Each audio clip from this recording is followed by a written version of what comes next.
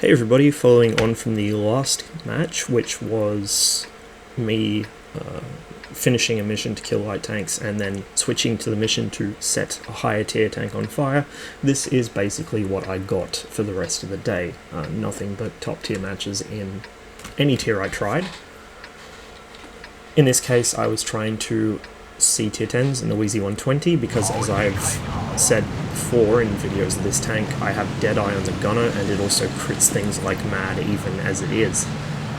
With Deadeye on this, T-44s stand a very good chance of being one-shot racked when you see them. So I was hoping to come across something nice and big and squishy and put a shell into its engine or fuel tanks and burn it down. Unfortunately, it just didn't happen. What did end up happening was something that actually rather surprised me. Now, I've said it before, the Wheezy 120 does not have gun depression, it only has about 3 degrees. If you compare this to the Soviet mediums, most of them have 5 or 6 degrees, depending on tier. Terrible shot there. And compared to the British and American mediums, most of them have 10 degrees of gun depression. This thing really does not like hills, and yet here I am, in the center of Prokhorovka, fighting across a ridgeline. Now, this is not the kind of thing you would normally want to do in a tank with basically no functional gun depression. However, because I was able to get into this position so quickly, and because the enemy mediums came through the middle of the map and didn't go to the hill, I was able to actually ride up on the tracks and use those to depress my gun down towards the enemy tanks to get some early shots in. Of course, the Wheezy 120 has the monstrous 122mm gun, which is very, very, very similar to the gun used by the IS-4 and IS-8. This makes it a serious force to be reckoned with. This is a medium tank that hits like a heavy. Unlike some medium tanks with very powerful guns, it doesn't trade much mobility for that hitting capability, nor does it trade much armor. Essentially, if you just took a Type 59 and put an IS-4's gun on it, you would have a Wheezy 120.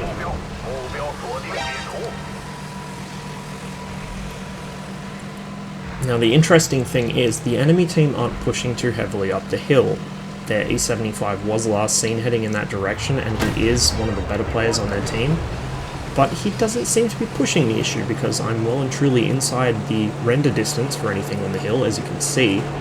And I'm being lit constantly as I push over to get shots on these guys, but no shots are coming from my right side, they're all coming from my left or my front. I'm still full health, and I've been pushing the center of the map, which is typically a very dangerous place, for 3 minutes now, nearly 3 minutes. This is why you can't afford to let a tank in this position keep popping up and shooting. The game is 3 minutes old. I've already done 2100 damage. That's more than most pubbies will manage in an entire 15-minute long match. Of course, now that the enemy heavies are starting to push the top of the hill, and my teammates are keeping them lit for me, I'm able to ride up over the rails and get shots on them as well. Damage farming 101. You've seen me do this in my Centurion, you've seen me do this in my Object 430, this is me doing it in a Wheezy 120. Now, because you don't really have the gun depression, it does require you to drive all the way up onto the flat part, which is very exposed, very, very exposed. And had the E75 and co been shooting at me, I would have been in a lot of trouble. Thankfully, the rails provide just a little bit of cover, and the fact they were distracted by my teammates allowed me to roll over pretty safely, and in fact that was the first damaging hit I've taken with the E75.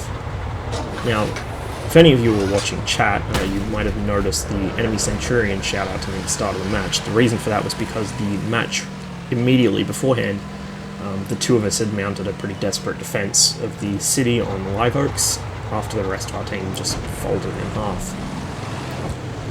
We did what we could, but there was no saving that match. Fortunately for me, I was able to quite comfortably carry this one, but he ended up on the other team, so bad luck, I guess. I sit waiting for shots in the E75 for a while. The Tiger 2 is understandably reluctant to roll over and try and spot him, and the E50 is being basically useless, which is not surprising. He's not fully upgraded, but all the same, he has more armor and more hit points than the Tiger does. Pretty sure he also has more view range. When he finally does decide to run out and spot, he runs straight down in front of all the enemy tanks, throwing his tank away for no gain, although thankfully he does keep them lit long enough for me to get some shots in. You can see while the Wheezy 120 has issues with gun bloom and accuracy, it's not bad at mid-range shots. Shooting about 300, 400 meters, you will hit more often than not.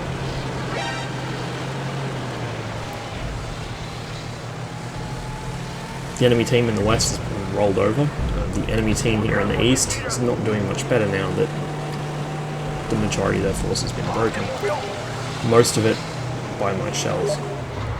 Of course, I wouldn't have been able to do it without the Tiger spotting for me, so he deserves credit for that as well. And in fact, he's been doing quite well for himself. If you look at the scoreboard, with 3 kills already, he's one of the better players on our team. And unfortunately for this super Persian, he doesn't seem to realise what he's up against. This thing absolutely takes tier 8s apart without even trying. Bad angle there, but the majority of his hit points just vaporised. 2 shots, 871 damage. The average damage roll for this gun is 440. The max roll is somewhere in the vicinity of 550, and minimum roll is about 350, maybe 390 or something. Put it this way, a minimum roll for this tank is like being hit by an average roll from any other tier 9 medium. It's a pretty beastly gun.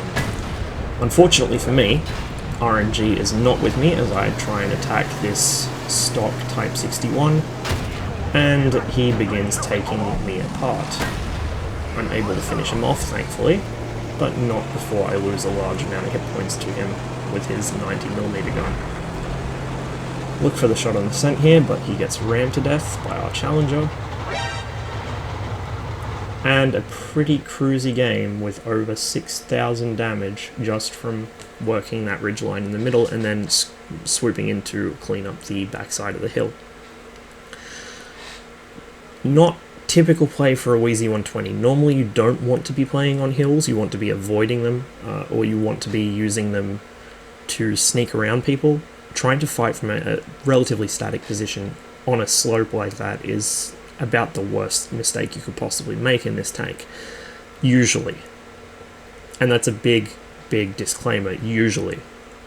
When the enemy team give you the opportunity to work a hill because they're just ignoring it, and you're able to actually roll all the way over and get your gun depression down without being hit, if it works, do it. And so, even in a tank with only 3 degrees of gun depression, the same sort of tactic works as for a tank with 10 degrees of gun depression. It's just a case of knowing when you can afford to play those games and when you can't.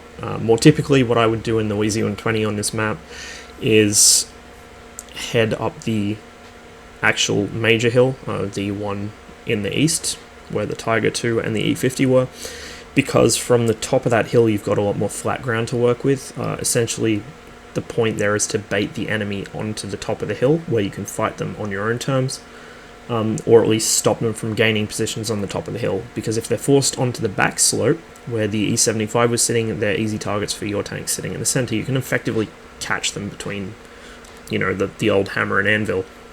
The tanks on top of the hill are the anvil, the tanks in the middle are the hammer. Now, from the north spawn, that hillside position isn't actually all that bad. You may have noticed a couple times while I was looking at them, I had trouble getting shots over the tops of the houses. The other thing as well is that there's a slight gully, if you just look at the mini-map, that runs up the side of that hill, and most pubbies avoid it because most pubbies are incapable of using terrain to their advantage from what I've seen. But if you use the gullies that run up that hill, you can actually screen yourself and use that as a hold down position to then fire across into the middle. You've probably seen me do it in the Centurion if you've watched any of my videos of playing that tank from the North Spawn on this map.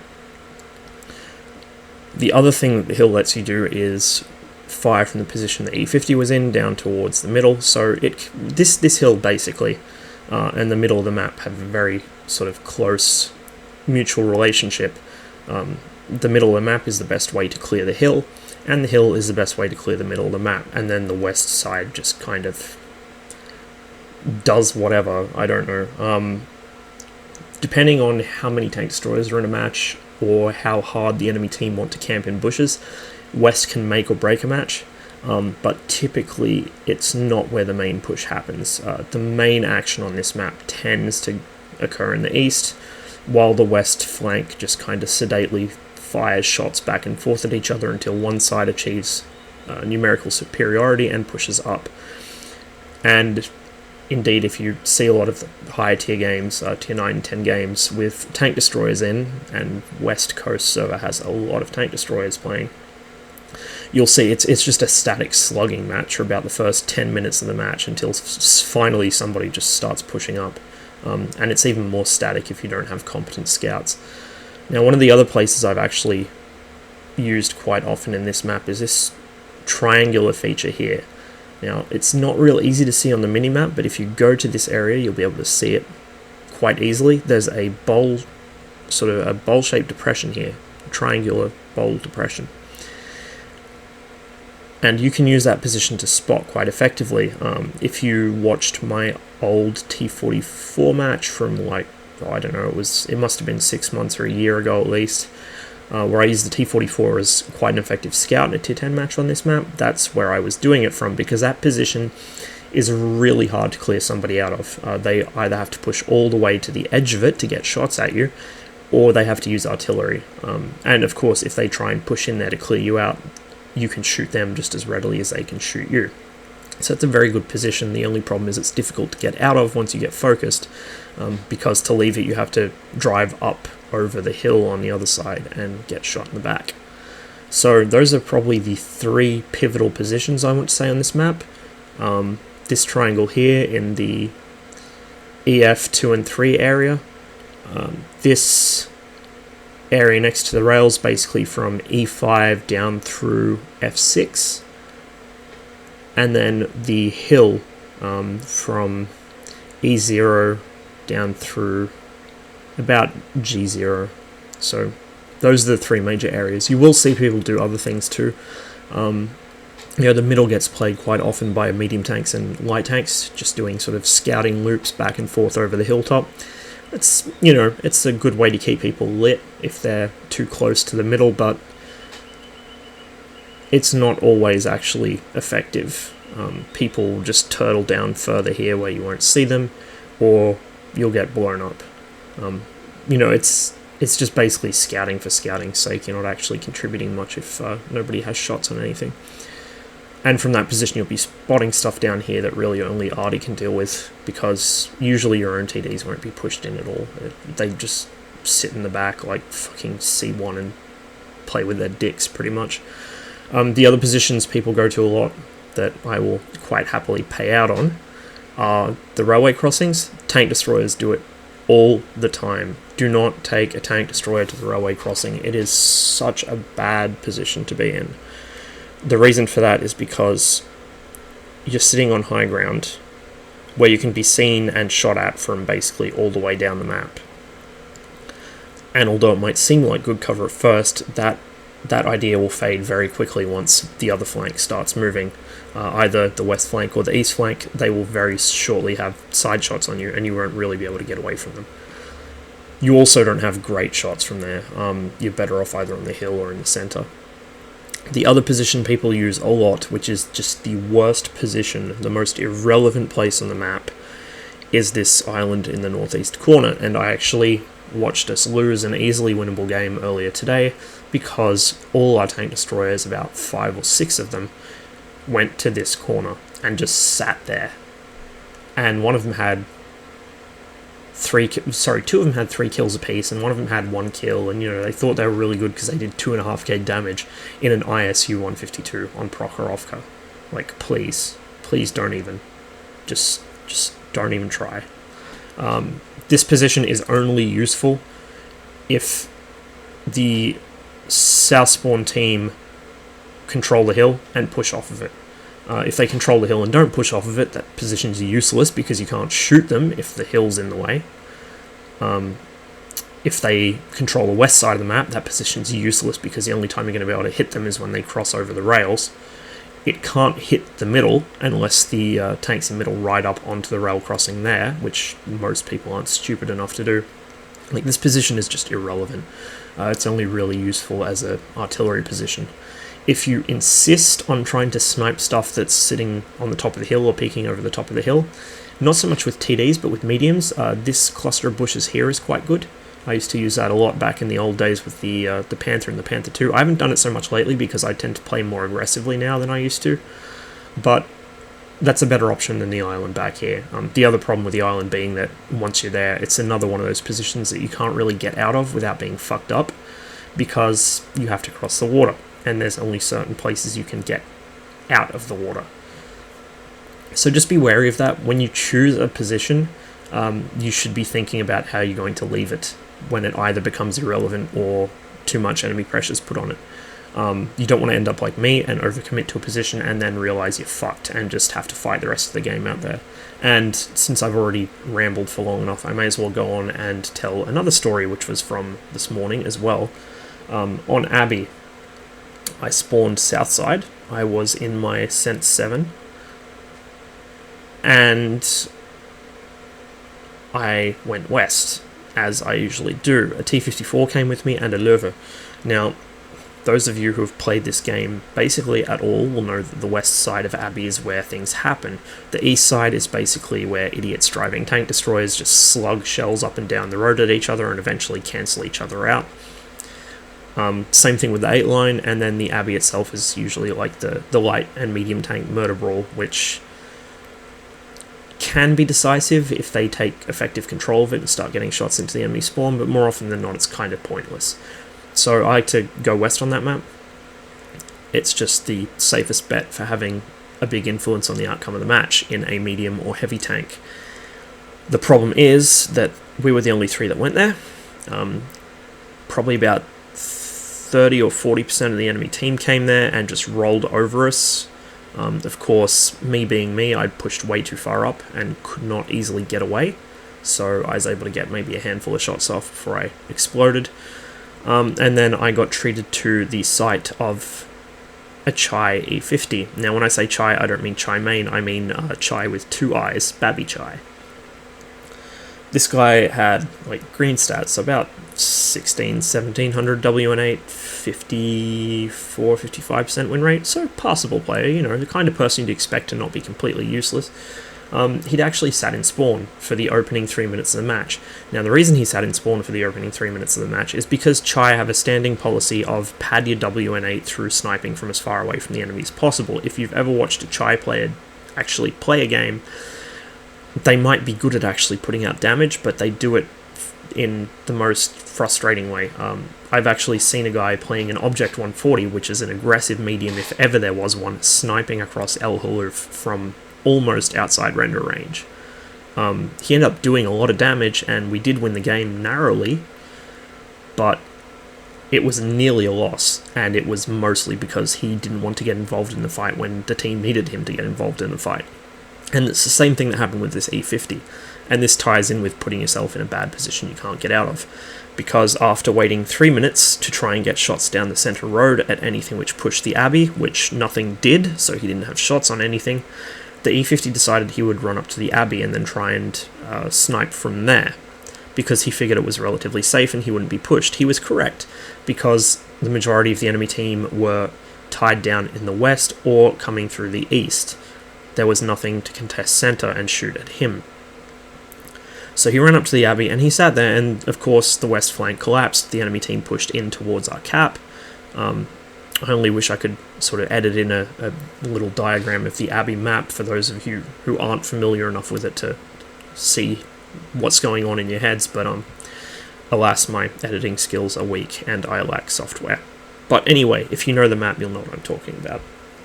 So the enemy team push in from the west. They were kind of hesitant, and so this guy was able to put out 6,060 damage. More interesting to me was the fact that multiple tier 9 mediums and heavies could not pen his E50 from the front or the side. He was bouncing a lot of shots. Finally, they started doing damage, and he was eventually killed when somebody drove right up to him and killed him in, I think it was a T-54 or something, I can't remember. But, you know, eventually he got killed because he was the last person standing against about 7 or 8 people. And in that situation, there's no way he could have survived it. He'd backed himself into a position he couldn't get out of, the Abbey. There are a couple of sneaky escapes from there, like the little tunnels that shoot off to the sides, but if you're in a tank as big as an E50, there's only one way up or down, which is the main ramp, and once that's covered or blocked, you can't get out of there. It's a bad position. And so once again, he didn't plan ahead, he didn't think about how he could get out of that position, and so, I mean, I don't think it likely he would have won that match had he been somewhere else, but you do have a much, much better chance of swinging a match in your favour if you're able to use mobility. I've seen people pull out games where it was basically 1 against 10 because they were able to use their mobility to shoot and scoot around the map. Now, you do require a certain amount of lack of cohesion on the enemy part to do that, but it does work. But it only works if you don't back yourself into a proverbial corner. So know your positions before you go to them. For instance, the place I went this match, this spot here, if somebody starts pushing on you, you just run back down through the bushes, cloak up, and then you can hang a left here and cut across to the west, or you can head all the way down and, hang a left from the perspective of the map, hang a right from your own perspective, or you can cross over the rails and head up there. There's many things you can do from this position. In fact, if the enemy start coming across your side of the rails, you can then push across into town, you can push up here. Good position. The hill, again, you can slide down the side of it into the water and run, you can sneak back down the back of it, you can push it. That's what you want to look for. You don't want to be putting yourself somewhere you cannot get out of once you're pressured, like the northeast corner. Anyway, now that I've got that out of the way, I think I'm going to call this one here. So thank you very much for watching. I hope you enjoyed the video, and I hope you got something out of my rambling. I do go on a bit, I apologize for that, but it's, I don't know, I don't script these at all, so I just kind of stream of consciousness things, and I hope it is at least somewhat beneficial to you. More on the way, so until next time, wish you the best of luck in the field, and I'll catch you on the next video.